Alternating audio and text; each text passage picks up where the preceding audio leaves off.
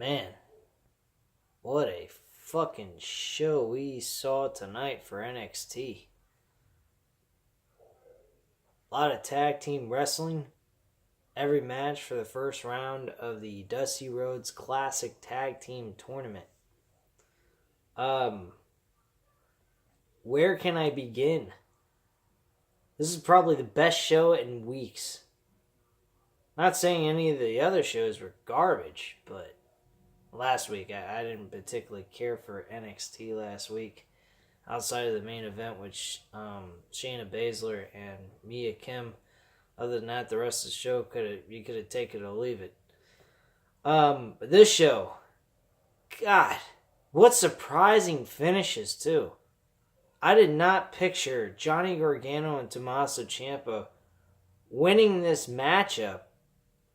And of course, I know it's pre-recorded and taped and everything, but you're telling me that Ricochet and Aleister Black are going to defeat the fucking DIY?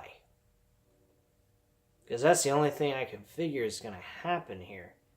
Tommaso Ciampa is now injured. He's going to have to relinquish the NXT World title along the way leading up to this build-up towards the NXT TakeOver event in New York. And despite all that, we had a great matchup, which really kind of made everything not mean all that much. I mean, granted, the match was great. It was entertaining with Undisputed Era. I can't believe, number one, what the fuck is Johnny Gargano and Tommaso Ciampa advancing anywhere? They should have had a great match with Undisputed Era and then lose to them. Undisputed Era, where the fuck are they going? What are they doing with them? That is what I'm a little concerned with. They have not won any matches. They've been on a horrible losing streak. Each and every member of the Undisputed Era. They're not even really undisputed. They're more of a disputed era, if you want to get technical here, because there is definitely something wrong within that faction. They've got them on a fucking horrible losing streak, which I don't understand why. The DIY didn't need to advance to the next round of the tournament. Really, it should have been Undisputed Era versus Ricochet and Aleister Black. Now, going into Aleister Black and Ricochet's match with, I believe it was, Marcel Bartel and Fabian Eichner, that match was fucking unbelievably awesome and totally unexpected to be as good as it was. I believe that Fabian Eichner and Marcel Bartel had probably the best match to date ever as a tag team. Because this matchup was fucking unreal. Back and forth action all around. Everyone in this matchup was contributed everywhere in this match. But at the end of the day, freaking Aleister Black nailed, and I mean nailed, fucking, I think it was Marcel Bartel. No, it wasn't Marcel Bartel. Marcel Bartel was on the outside. It was actually Fabian Eichner. He fucking hit him with a black mass right in the fucking jaw and knocked him out. It looked so damn believable. It was fucking unreal. I gotta tell you, if anybody deserves a WrestleMania match against a big name star, it is Aleister Black. I think at WrestleMania, this guy deserves a matchup with like John Cena or fucking The Undertaker, because one of those two guys would be a fucking unbelievable match for him to have. Not to mention, he would be responsible to carry these guys through and lead them through this matchup for a good match. Because, number one, John Cena is not the greatest wrestler in the world. He can help hype a matchup like nobody's business on a mic. but his in-ring skills are not up to par, especially up to the level of fucking Aleister Black, which is unbelievable. This guy is really a great asset to this company, and if they ever lose him, my God, they are the fucking lamest company on the planet. Not to mention they already are the lamest wrestling promotion in the world, but they could get even worse with losing this guy, because this guy looks like he could be a franchise player for the WWE as a heel.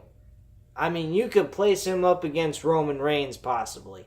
I think when he does move up to the main roster, I think Aleister Black needs to be a heel type figure in the WWE and, be presented in a dark light as a Undertaker or a Bray Wyatt or something like that, but in his own unique way, not as copycatting off of those two characters I just mentioned.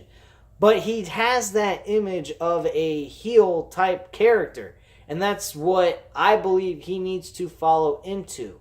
I think his best opponent that he really should face is The Undertaker. And if The Undertaker had that if he had that undefeated streak, and they were to make Black win, it would mean so much to Aleister Black's career. And yet they threw that away for Brock Lesnar's big hype-up win over The Undertaker. Which, by the way, The Undertaker has never had a legit win over Brock Lesnar in his whole entire career, by the way. Fuck SummerSlam of 2015. Yes, he may have gotten the win, but he did it in cheating fashion. So to me, that wasn't a legit win at all. That was desperation and him playing a heel dick in that situation for The Undertaker. So I don't even count that as a win for The Undertaker over Brock Lesnar.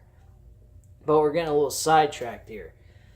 This matchup, though, Ricochet and Aleister Black are probably the two greatest assets coming out of NXT going into the main roster that you're ever going to see. These two guys are unbelievable. Tommaso Ciampa and Johnny Gargano, they are great to this company as well. They are going to be something very promising in the near future. Right now, though, Tommaso Ciampa has got a lot to prepare for with a neck injury and a neck surgery that's got to be done, which I'm going to go into on my Random Wrestling Talk episode later on this week. More than likely it's going to be during the weekend, like somewhere between Friday and Sunday. I'm going to go ahead and do that episode.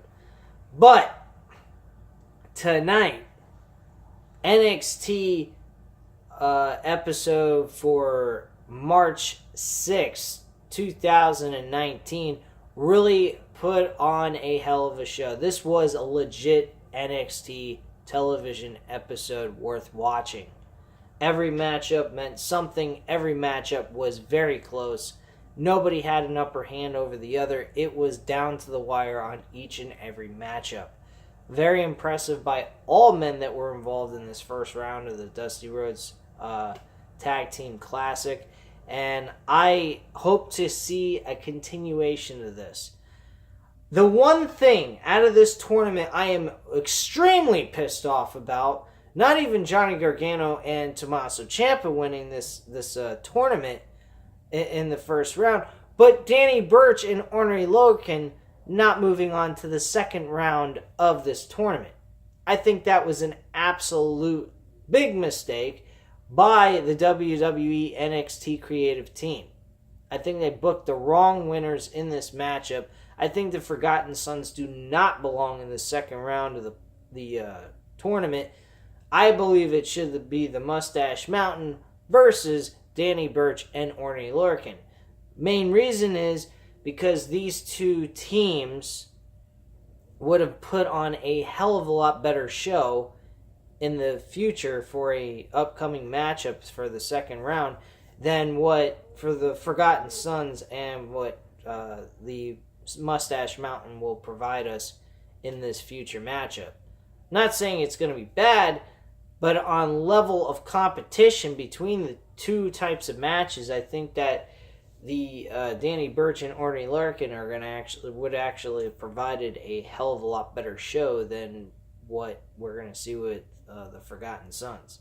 But that's not here or there. They did have a good match. I will not deny that at all. Very good match. The Street Profits and the Mustache Mountain, man, they went all out, man. They really killed each other, these two teams. Probably one of the biggest beatdowns out of both teams you'll see out of this whole tournament for this episode. I mean, like DDT galore. I mean, it was downright ridiculous. Street Profits really got banged up. I mean, Tyler Bate, he was pretty roughed up. But the biggest picture here, again, they're going with this underdog type tone that they're putting on with Trent Seven. Now he's got some back injury problem. I don't know if he's really getting these injuries or they're portraying him as an older wrestler that's losing his touch and his injury prone type thing going on here. I don't know if it's that or it's reality that they're playing into this. But either way, I mean, it should make things a little bit interesting and very challenging for the Mustache Mountain. I do picture them moving into the finals, and I think the team that's going to win it, believe it or not, probably going to be Mustache Mountain based on what we've have left over out of these tag teams. Honestly, I think it should be the Undisputed Era being the winners of the Tag Team Classic, but at the end of the day, I guess they've won enough time. They've been in the World Tag Team title scene for long enough. They're trying to move on to something else with a different team, give them an opportunity to face the War Raiders. So yeah, Mustache Mountain's probably the best team to go with right now. Ricochet and Aleister Black, I do not see them winning this tournament. The reason why I don't is because Aleister Black has already given his farewell speech to NXT. I believe this whole run through this tournament is going to be his final appearance to the NXT brand. Ricochet, on the other hand, I think he's probably going to go right along with him. Them being as a tag team would be interesting, but I think that Aleister Black and Ricochet can work very well on their own as single competitors. Put one on Raw, one on SmackDown, and you'd be perfectly fine. I think that the person between Aleister Black and Ricochet that should go to Raw would be Ricochet. My reason for that, and maybe I might be wrong about this, I don't really know, but you guys tell me what your opinion is on that. But I think Ricochet would be a better fit in the sense of the fact that he is a cruiserweight. He would put a little bit of life into the Raw brand a little bit and give us some reason to want to watch. He would definitely boost the ratings just a tad. Aleister Black would play the same effect on Raw. Don't get me wrong. I'm not saying that he wouldn't be fine for Raw to have, but I think Aleister Black would get the kind of treatment that Bray Wyatt got. He's going to get lost in the shuffle. I think a guy like him who is not, totally, I don't know how to put it. He's not exactly the same. He doesn't have the same athleticism that Ricochet has, but he's a great talent nonetheless. I'm not going to say he's shit because there's no way in hell I could say that Aleister Black is shit. What I am saying is that Aleister Black, I think, might get lost in the shuffle, become something like a fucking Elias or Bray Wyatt or something like that. Now, granted, he is way better than both of those guys I just mentioned. But I just have this weird feeling that Aleister Black being on Raw would play a bad deal for him. He would get the Raw end of the stick. He wouldn't be used properly. I don't really know how Vince McMahon feels about Aleister Black as a character, as his image and everything else in between. So in my personal opinion, SmackDown probably would be the best place for him because SmackDown feels a little bit more like a wrestling show per se. Raw just feels like a complete waste of fucking time. Let's just put it that way. And Ricochet would be just a fucking little bit of breath of fresh air for the entire company, at least on Raw's brand, to have a guy like Ricochet running around and having some matches and competing for the Intercontinental title or something of that kind of nature for the time being until they feel he's ready to move up into the WWE Championship scene. But I don't know. I mean, you guys tell me your opinion and why you think which guy belongs on what brand, or if both of them belong on the same brand. I'm not sure. But that's just how I feel. I think SmackDown would be the best place for Aleister Black. Ricochet, I think, would hang in there on Raw, and they would make some kind of use out of him. At least boost up the ratings and whatnot. Put him on some really good matches. 205 Live would not be the place for him. He is a cruiserweight, but the way that brand is treated and just totally ignored, not placed on the main card scene or anything like that, it really takes away 205 Live's credibility and them just being noticed overall. I think that would be a total disrespect to Ricochet's hard work and dedication that he puts in the ring. So I don't think that would be the place for him either. But Raw, I think, probably would be a great place. SmackDown would definitely be awesome for him. I mean, he could shoot right up to the WWE Championship belt right then and there when he gets into the company, like probably by SummerSlam or something. Him facing Daniel Bryan, if he was to be champion at that time, at that point, would be fucking unbelievable matchup. I think those two guys would put on a great show against one another. But that's just my opinion. Anyway, let's get back into the NXT review here. Let's see what here I missed.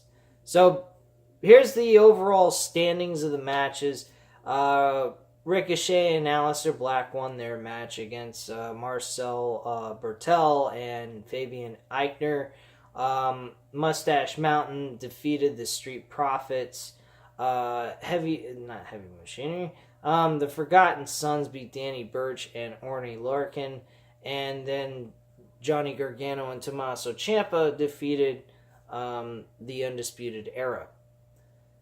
I personally feel that two of these choices were a bad choice. The reason being, it should be Undisputed Era facing the Ricochet and Aleister Black. Orny Larkin and Danny Burch facing the Mustache Mountain. That's how I feel about the tournament. But, regardless of the results, I do feel that the matches in the second round will be probably as close to the first. But this is the way NXT episodes need to look. This is what we need to get. We need to get big star names on this NXT brand highlighted each and every week. That's how I feel about it. Velveteen Dream also came out. We got some kind of little push and little clue thrown in our faces that Matt Riddle will actually compete for the North American Championship against Velveteen Dream. There is a possibility that might actually happen. Would I be excited to see that match? Absolutely not. Not right now. Matt Riddle has not earned enough wins under his belt to be challenging for the North American Championship. Sorry. I really don't see that is the match that needs to happen. But seeing what's his face?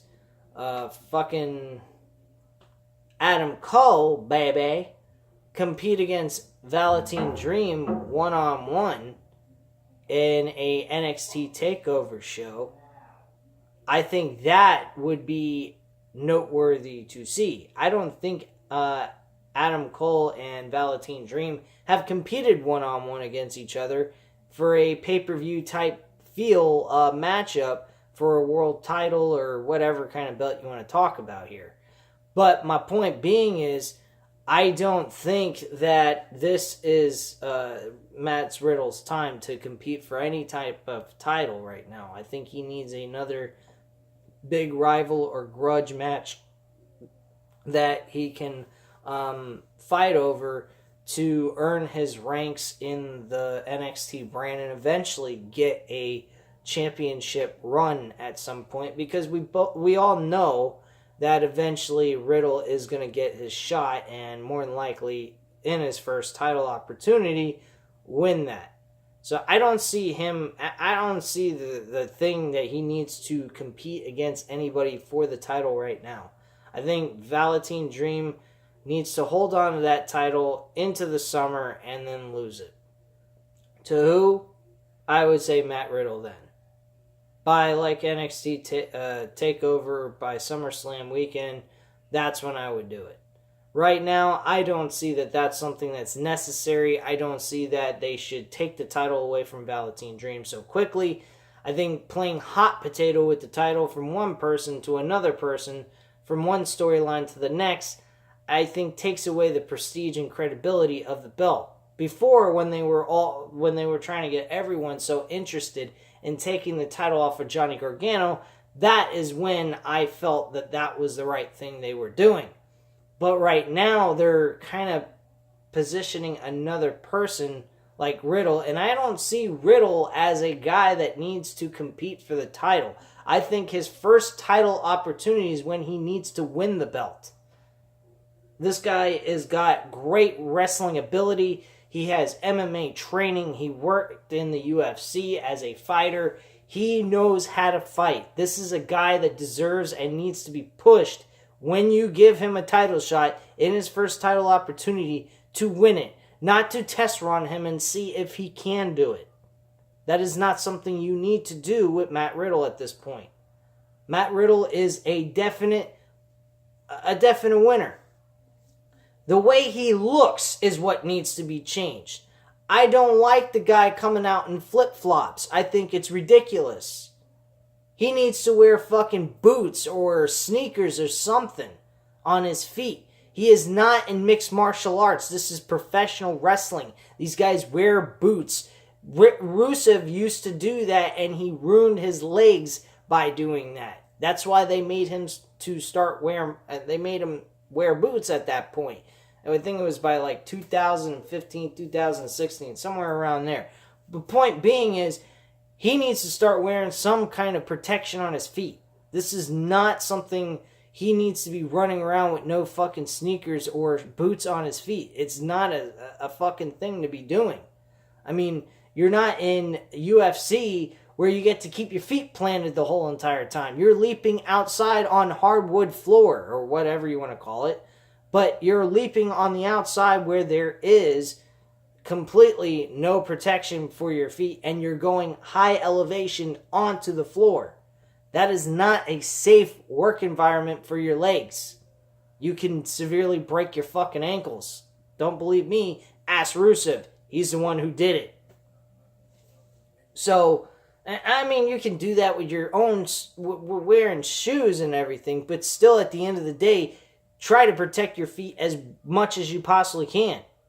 Because it's a complete waste of time to go ahead and not wear sneakers and then ruin your legs anyway.